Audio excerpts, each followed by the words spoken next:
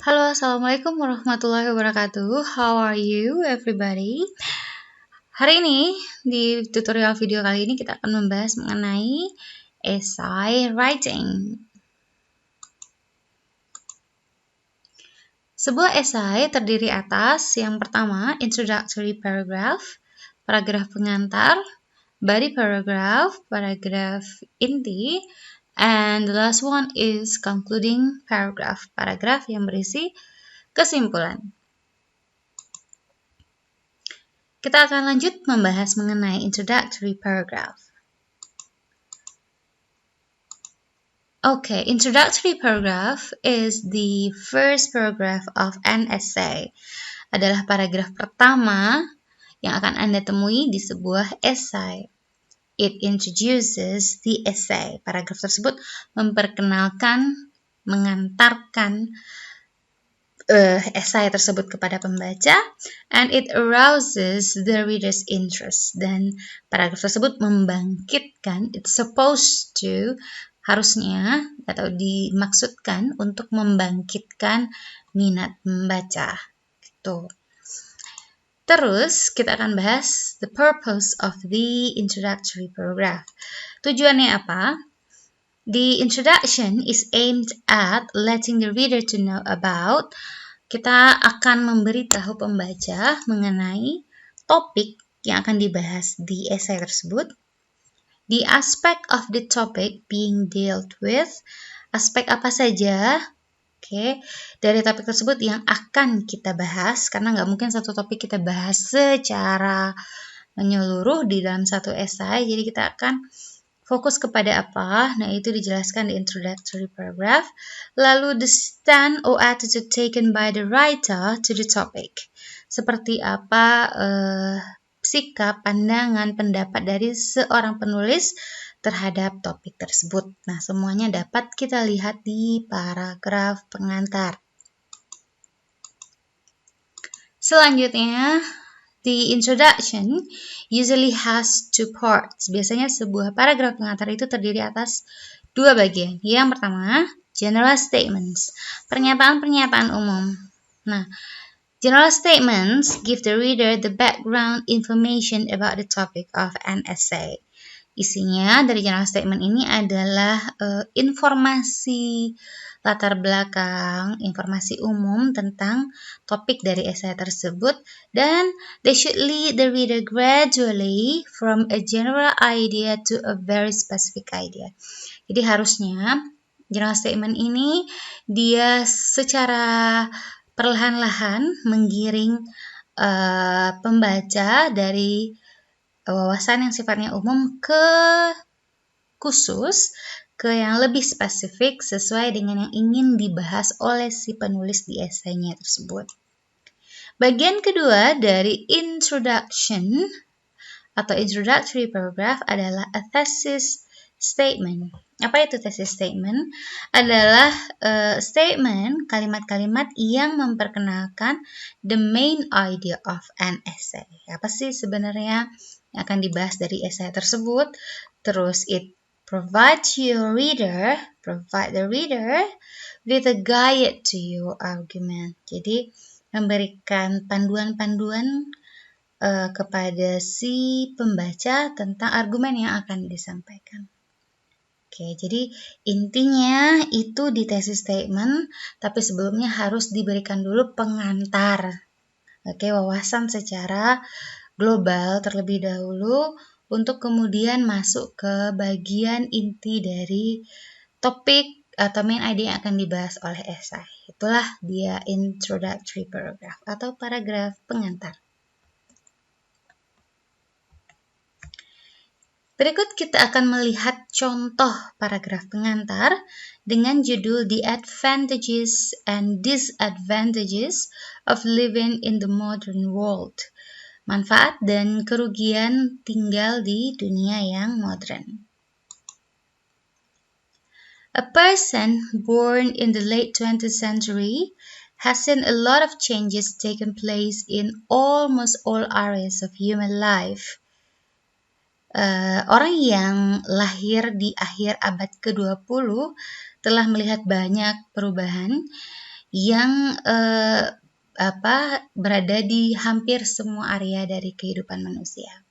Some people are excited by the challenges that this changes offers.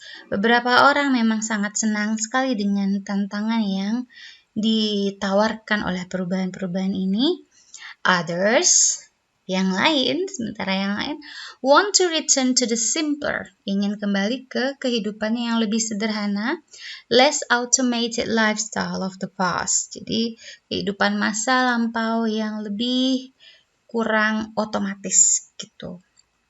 Living in the modern world has certain advantages. Nah, itu dia. Jadi, dia masuk ke advantages, bagian dari advantages-nya dibahas. Berarti kalau bisa kita jeda dulu, kita sudah melihat bahwa di kalimat-kalimat awal ini adalah background knowledge yang disampaikan, wawasan-wawasan secara umum, fakta-fakta umum yang berhubungan dengan living in the modern world. Bagaimana beberapa orang sangat senang, beberapa orang ingin kembali ke dunia yang lebih sederhana, begitu. Itu wawasan sederhana. Makanya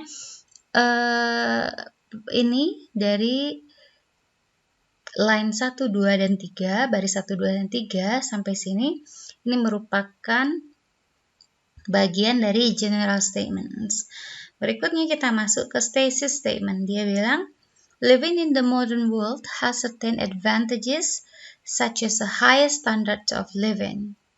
Tinggal di dunia yang modern memiliki beberapa manfaat, seperti a higher standard of living, standar kehidupan tuh yang lebih tinggi, but also, tapi juga has some disadvantages, memiliki beberapa kerugian, beberapa minusnya, negatifnya, such as a polluted environment, lingkungan yang terpolusi, depersonalization of human relationships, hubungan manusia yang sudah jauh dari manusiawi gitu, and the weakening of spiritual values, dan melemahnya nilai-nilai spiritual. Nah, inilah yang kita sebut sebagai thesis statement dari baris ke-4, 5, dan 6, di mana dia sudah mulai masuk ke opininya dia, ke pendapatnya dia, ke isinya, apa sih yang menurutnya merupakan sebuah manfaat dan kerugian dari sebuah dunia yang modern. Jadi di baris-baris ini 4, 5, dan 6 ini penulis sudah memberikan clue atau main point, main idea tentang apa pendapatnya tentang topik tersebut gitu. Dan ini nanti juga akan merupakan isi dari body paragraph selanjutnya. Judul berikutnya adalah poverty atau kemiskinan. Every country, no matter how rich, has groups of people who live under the poverty line. Setiap negara, berapapun kayanya, memiliki kelompok-kelompok orang yang tinggal di bawah garis kemiskinan. They live in miserable conditions without adequate goods such as food or shelter. Mereka tinggal dalam kondisi yang menggenaskan tanpa barang-barang yang cukup, yang memadai seperti makanan dan tempat berlindung atau bernaung, or without such services as health or education, atau tanpa adanya pelayanan kesehatan atau pendidikan. Nah, ini seperti kita lihat bahwa baris 1, 2, 3, kalimat 1, kalimat 2 ini adalah general statement. Gini loh, poverty itu, jadi tinggal di daerah kaya, negara kaya pun tetap ada kemiskinan. Kemiskinan yang mereka maksud itu adalah orang-orang yang, ini dikasihnya pengertian ya, orang-orang yang memiliki kondisi dengan serba kekurangan, makanan, perlindungan, kesehatan, pendidikan gitu. Terus dia lanjut ke thesis statement. This essay will examine some of the main causes of poverty and suggest some possible solution. Esai ini akan membahas tentang beberapa penyebab dari kemiskinan dan menyarankan beberapa solusi yang mungkin dilakukan. Nah, satu kalimat udah cukup bagi dia untuk memberikan thesis statement yang memungkinkan pembaca mengetahui, jadi bagian poverty ini akan dibahasnya adalah tentang penyebab dan beberapa solusi gitu. Jadi sudah diberikan clue kepada pembaca apa yang akan dibahas dalam esai ini. Tuh. Ini keterangannya ya. The introduction refers to topic words. Jadi dia memberikan kata-kata yang berhubungan dengan topik, terus defines poverty, dia juga jelaskan kemiskinan seperti apa yang dia maksud, lalu menyatakan scope dari esai atau memberikan thesis statement-nya. Berikutnya, judul ketiga adalah traffic problems. Masalah-masalah yang berhubungan dengan traffic. Ya.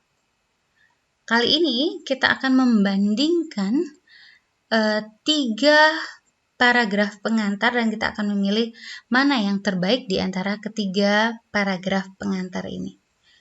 Contoh yang pertama. Many nations are facing massive traffic congestions in the countries. Banyak negara menghadapi masalah lalu lintas yang macet.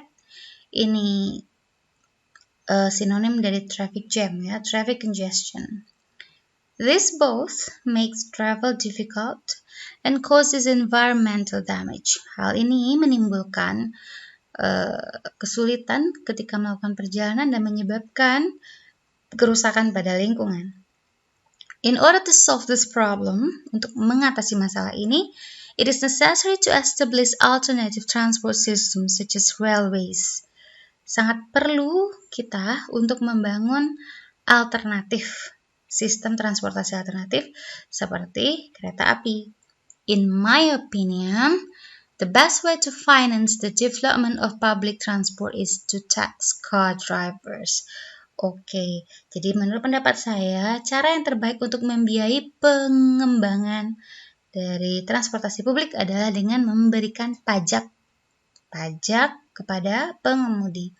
Dan di sini kalau kita lihat, dia bilang traffic congestion, which is traffic problems ya. Terus dia bilang menimbulkan masalah. Oke, traffic problems. Berarti ini masih bersifat umum, general statements. Lalu dia masuk untuk mengatasi masalah ini, berarti nanti kita udah diarahkan bahwa dia akan membahas tentang solusi bagaimana mengatasi masalah traffic ini. Dan dia memberikan pendapatnya, yaitu dengan memberikan pajak kepada pengemudi. Nah, inilah paragraf pertama. Kita lihat berikutnya, paragraf kedua. Paragraf kedua maksudnya contoh paragraf pertama yang kedua, gitu ya. Dia lebih panjang, kita coba baca. Motor cars are invented at the end of the last century and have developed greatly over the last 100 years. Motor cars ini maksudnya vehicles, kendaraan bermotor, ya, diciptakan pada akhir abad, at the end of the last abad yang lalu ya, akhir abad yang lalu, dan telah berkembang dengan pesat pada selama 100 tahun terakhir. Kalau diperhatikan, ini penciptaan kendaraan, lalu pengembangan kendaraan, itu sepertinya cukup jauh dari traffic problems ya. Saya tidak tahu, mungkin masih bisa dihubungkan, but it is a bit far, too far. We can say a bit far, too far. Jadi maksudnya cukup lari dia dari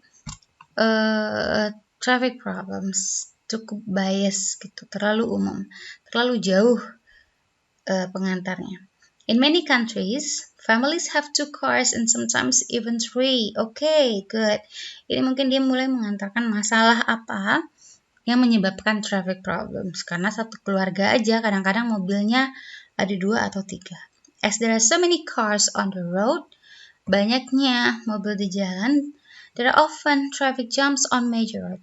Jadi menimbulkan banyak kemacetan di jalan-jalan utama. It can take hours to complete a short journey at peak times in some major cities. Jadi bisa memakan waktu berjam-jam, padahal perjalanannya singkat ya. Tapi kalau dilakukan di peak times, di jam-jam padat, jam-jam sibuk, itu akan menimbulkan kemacetan. Gitu. Many attempts have been made to solve the problems of bad traffic. Banyak usaha telah dilakukan untuk mengatasi masalah ini.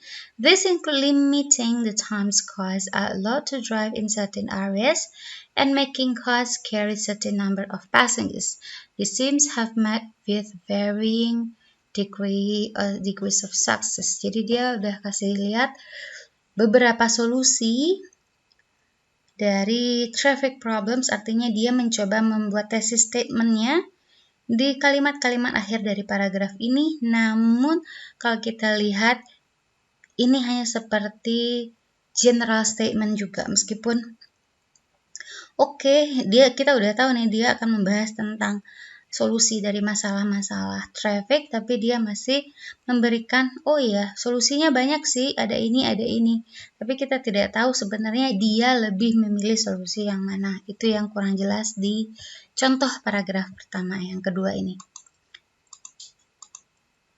Berikutnya, contoh paragraf pertama yang ketiga. Many people say that if countries are serious about solving Many people say that if countries harusnya ya, are serious about solving traffic problems, banyak orang mengatakan jika negara-negara itu serius tentang mengatasi masalah lalu lintas, they should tax private cars very heavily. Mereka harusnya memberikan pajak kepada kendaraan-kendaraan pribadi dengan sangat tinggi and use the money to provide free rail travels, dan mengalokasikan duitnya itu untuk menaiki kereta api secara gratis gitulah ya. Nah, kalau kita lihat paragraf ketiga ini terlalu singkat dan dia hanya seperti memberikan thesis statement tapi tidak ada general statement, sehingga dirasa sangat kurang informatif seperti itu. Baiklah, dari ketiga contoh paragraf tersebut, 3 contoh paragraf pengantar tersebut, kita akan memilih yang paling terbaik. Tapi kita akan coba analisa satu persatu. The first introduction, paragraf pengantar yang pertama itu, is fairly good karena dia cukup memberikan general knowledge, general information, dia juga memberikan thesis statement yang cukup baik. Tapi pada second one, contoh paragraf yang kedua itu terlalu banyak detail sampai kita cukup ragu kira-kira thesis statement-nya yang mana gitu. Sementara yang ketiga atau yang terakhir itu informasinya terlalu sedikit. Gitu ya. Jadi mana yang lebih baik? Tentunya yang lebih baik adalah contoh paragraf pengantar yang pertama. Oke. Berikutnya kita akan membahas tentang body paragraph. Body paragraph is at the heart of an essay. Jadi dia merupakan jantungnya sebuah esai. It contains several paragraphs. Jadi dia berisi beberapa paragraf. Ada 2, 3 gitu ya. The purpose of the body, tujuannya adalah untuk explain, menjelaskan, to illustrate, menggambarkan, to discuss, membahas, or to prove, membuktikan thesis statement. Apa yang dia nyatakan, dia sampaikan di thesis statement itu dijelaskan, diilustrasikan, dibahas, atau dibuktikan dalam uraian-uraian yang terdapat pada body paragraph. Seperti itu. Nah, there are 3 things to remember. Ada 3 hal yang perlu diingat when writing developmental paragraph in the body. Ketika kita menuliskan body paragraph. Yang pertama, each paragraph in the body discuss one aspect of the main idea. Nah, kalau Anda sudah menonton video tutorial kita yang sebelumnya mengenai making paragraph, harusnya sudah bisa memahami bahwa satu paragraf itu hanya boleh membahas satu main idea saja. Tuh. Jadi hanya boleh berisi satu topic sentence. Terus yang kedua, the controlling idea. Masih ingat controlling idea ya? In developmental paragraph should echo the central idea in the thesis statement. Jadi controlling idea-nya itu harus senada, harus menggambarkan, harus mensupport, harus mendukung apa yang sudah dinyatakan di thesis statement. Dan yang ketiga, the developmental paragraph should have coherence and unity. Paragraf ini harus memiliki coherence itu harus nyambung, dan unity itu artinya harus nyatu memiliki satu kesatuan dengan introductory paragraph. Jadi dia membahas satu topik dan saling sambung menyambung antara satu sama lain. Kita lihat contoh dari sebuah judul essay, yaitu Disadvantages of Living in a Big City. Kerugian dari tinggal di kota besar. Introduction, ini paragraf pertamanya. Big cities are full of charm and opportunities. Kota besar penuh dengan sesuatu yang menawan dan kesempatan-kesempatan yang banyak ya. So people, jadi orang-orang from the country, dari desa, dari luar kota, all rush to the urban areas to take advantage of the opportunities for jobs and education.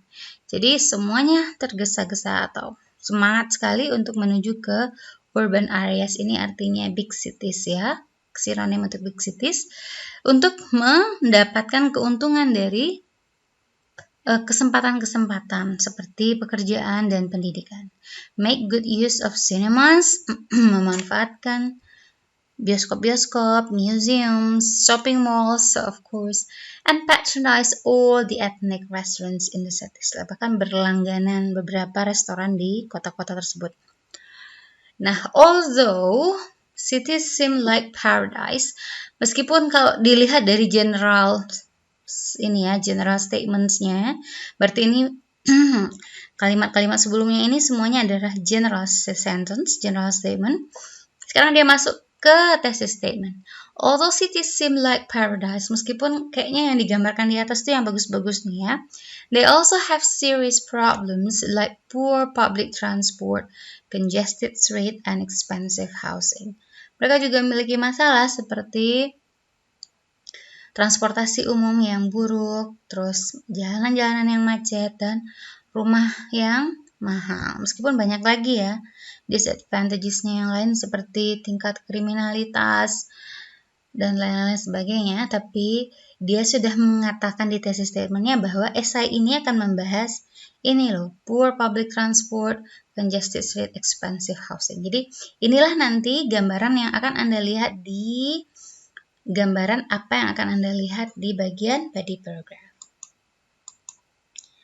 Body paragraph, first paragraph. Nah, sekarang saya tidak akan menuliskan esainya dalam bentuk kalimat-kalimat, tapi lebih ke outline, seperti maka body paragrafnya, paragraf pertamanya, untuk body paragraf ya, berarti kalau dari esai dia jadi paragraf kedua, tapi untuk body paragraf dia paragraf pertama.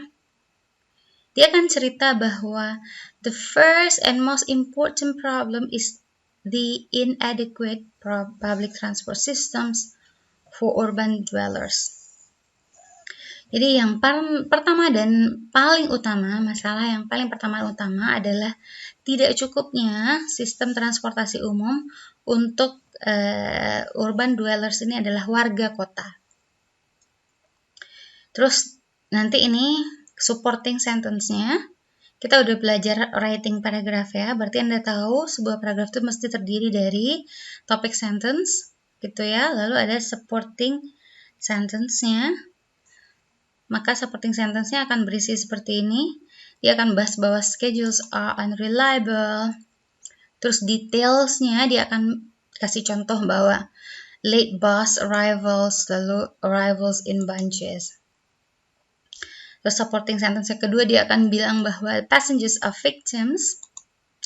Terus late to work, detailsnya dia akan bilang, mungkin contohnya juga, late to work, appointments and classes, extra waiting times. Nah, ini memudahkan kita ya, kalau kita mau bikin sebuah esai, sebelum kita berlelah-lelah merangkai kalimat demi kalimat, kita akan jauh lebih terorganisir ketika kita mulai dulu dengan membuat outline-nya seperti ini, inti-intinya. Oke, saya akan bikin sebuah esai nih, judulnya udah tahu ini. Oke, introduction-nya, thesis statement-nya, general statement-nya, terus body paragraph-nya akan bahas ini aja, bla bla bla bla bla gitu. Berikutnya, paragraf kedua dari body paragraph. Ini topik sentence-nya ya.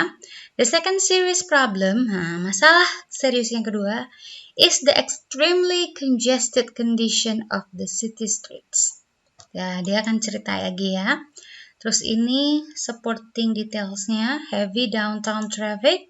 Terus dia kasih details cars, motorcycles within cities, commuter traffic from suburbs, accidents ya. Terus ada traffic jams juga.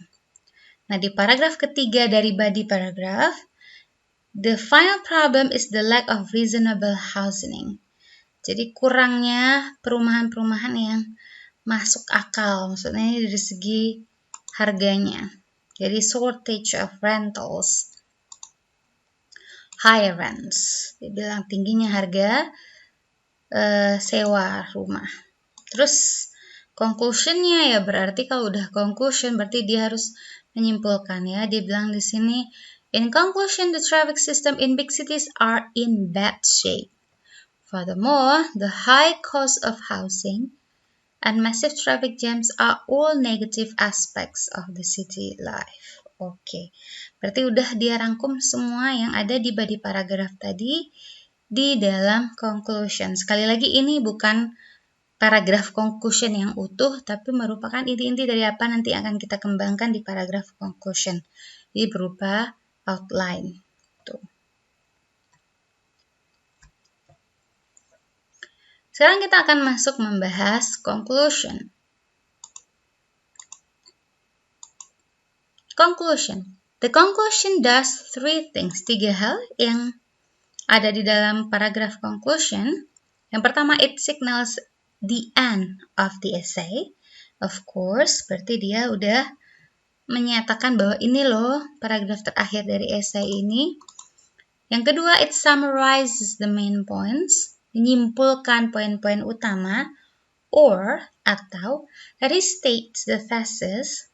Menyatakan kembali thesis statement yang ada di atas itu in different words, dengan kata-kata yang berbeda. Nggak boleh sama ya, pakai sinonim atau di paraphrase. Nah, kita udah belajar tentang paraphrase juga ya. Terus yang ketiga, it leaves the reader with the writer's thoughts on the subjects. Bisa juga konklusi ini memberikan kesan akhir kepada pembaca terhadap opininya si penulis. Tuh. Terus, of course, it must not bring up a new topic. Nggak boleh lagi kasih bahan topik baru, karena dia udah penutup, udah habis, nggak ada cerita yang baru lagi. Oke, part of the conclusion. Bagian-bagian apa aja yang ada di dalam paragraf conclusion? Yang pertama, the conclusion sentence. Kalimat yang berisi kesimpulan. Summarize the main points or restate the thesis in different words. Jadi simpulkan poin-poin utama atau nyatakan ulang lagi thesis statement tersebut dalam kata-kata yang berbeda dan final thought, of course. Nah, kita juga memiliki conclusion transition signals ya. Apa aja itu? Kita bisa mulai dengan in brief. Oke, singkatnya setelah diuraikan panjang lebar di atas, terus kita mulai paragraf kesimpulan kita dengan in brief, atau in conclusion. atau in summary, atau to sum up, bla bla bla bla, baru kita masuk ke kalimat-kalimat selanjutnya. Ini bisa dipakai untuk memulai kalimat pada paragraf kesimpulan. Kita lihat contoh paragraf kesimpulan dari sebuah topik yang berjudul The Danger of Too Much Education. Bahaya dari memiliki pendidikan yang terlalu tinggi, terlalu banyak gitu ya. Untuk secara singkat aja biar cepat, kita lihat dulu kira-kira isi body paragrafnya apa. Ternyata ada 4, ada yang dia bicara tentang manfaat dulu. Give people unrealistic expectations. Oh, bukan maksudnya, saya salah ya.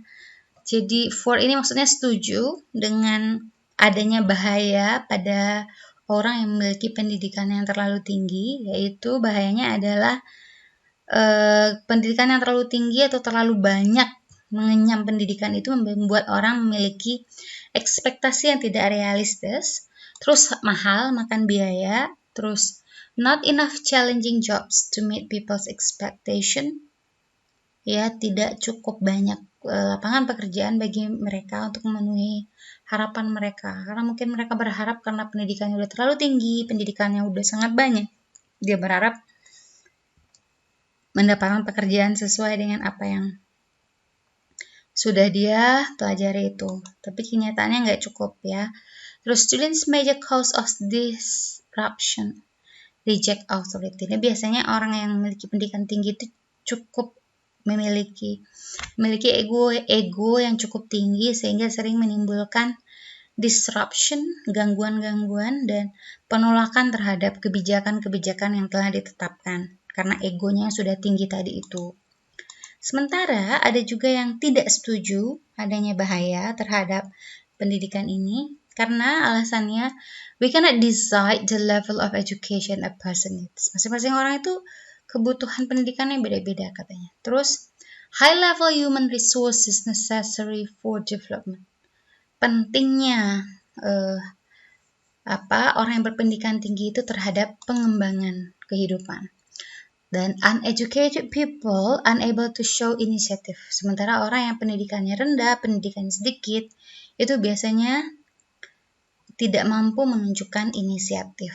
Dan yang terakhir, people have right to attain self-fulfillment. Orang memiliki hak untuk memperoleh pemenuhan dirinya terhadap apakah itu pendidikan atau yang lain sebagainya. Oke. Jadi secara singkat kita bisa melihat, oh ini adalah esai yang paragrafnya membahas pro dan kontra terhadap adanya bahaya bagi orang-orang yang memiliki pendidikan terlalu banyak dan terlalu tinggi. Jadi coba kita lihat kesimpulan yang mungkin diperoleh dari isi tadi. It may be true that a greater level of education tends to make people more radical. Iya mungkin benar. Ya, adanya level yang cukup tinggi, level pendidikan cukup tinggi, yang sangat tinggi, yang lebih tinggi di sini cenderung membuat orang lebih radikal. However, namun, if society is not going to become static, kalau society, masyarakatnya tidak ingin menjadi statis, jalan di tempat, it must be prepared, harus bersiap-siap to accept new ideas, harus siap-siap menerima ide baru, kalau nggak mau statis aja. Therefore, oleh karena itu, the degree of radicalism caused by a high level of education can only serve to make country more adaptable and better able to withstand social change in the long run. Jadi dia bilang, oleh karena itu, tingkat radikalisme yang disebabkan oleh pendidikan yang tinggi, can only serve to make the country, bisa juga diterima untuk membuat sebuah negara itu lebih adaptable, dan lebih baik untuk menahan perubahan sosial di masa yang akan datang. Jadi dia menyimpulkan tuh dua-duanya. Oh iya, memang ada masalah terhadap pendidikan ini, tapi ada juga manfaatnya. Nah, itulah yang ikatnya dalam sebuah paragraf konklusi. Seperti itu. Jadi ada pernyataan umumnya dulu, seperti it may be to, iya memang benar begini-begini. Therefore, oleh karena itu, nah dia baru masuk ke intinya yang mau dia sampaikan. Gini loh, pendapat saya tuh seperti ini. Tuh. Oke. Sekarang let's practice. Guys, this is your turn to practice to make an essay. Tapi kali ini saya sudah memberikan sebuah judul, yaitu Part-Time Jobs for Students. Ini sebuah judul yang harus Anda buat untuk esai. Dan saya juga udah memberikan sebuah outline. Mulai dari introduction dan thesis statement. Taking part-time job has both advantages and disadvantages. Berarti nanti dalam esainya Anda harus memakai clue pada thesis statement ini. Dan jangan lupa di introduction selain thesis statement juga harus ada general statement gitu ya. Berikutnya, esainya nanti harus berisi paragraf 1 di mana paragraf 1 ini harus membahas tentang the first obvious advantage is that work can bring in money. Nah, sekarang ini adalah thesis statement-nya, jadi nanti dijelaskan di paragraf 1. Paragraf 2, moreover, a part-time job can help prepare untuk mempersiapkan seseorang for the real world of work, gitu, untuk lapangan kerja yang sebenarnya, untuk dunia pekerjaan yang sebenarnya. Benar nggak sih? Ya gitulah ya. Terus paragraf 3, paragraf ketiganya Anda harus membahas, however, it should be borne in mind, harus diterima lah dalam pikirannya bahwa kita primary purpose of university study itu adalah untuk concentrate on the academic work. Jadi mahasiswa tuh ya harus fokus juga terhadap akademisnya gitu. Jadi 1-2 ini pro, paragraf ketiga ini kontra. Gitu ya. Terus conclusionnya nanti ini, therefore, oleh karena itu, the decision of whether or not to take up a part-time job while studying depends on student circumstances. Ini udah diberikan clue dan thesis statement-nya juga, terus di conclusion udah diberikan juga di author's thoughts, pemikiran si penulis. Sekarang yang saya minta Anda hanya untuk menguraikannya dalam bentuk esai yang berisi kalimat-kalimat yang baik dan benar. Oke, saya rasa sekian dulu video tutorial kita yang cukup panjang kali ini. Thank you for your attention. Wassalamualaikum warahmatullahi wabarakatuh.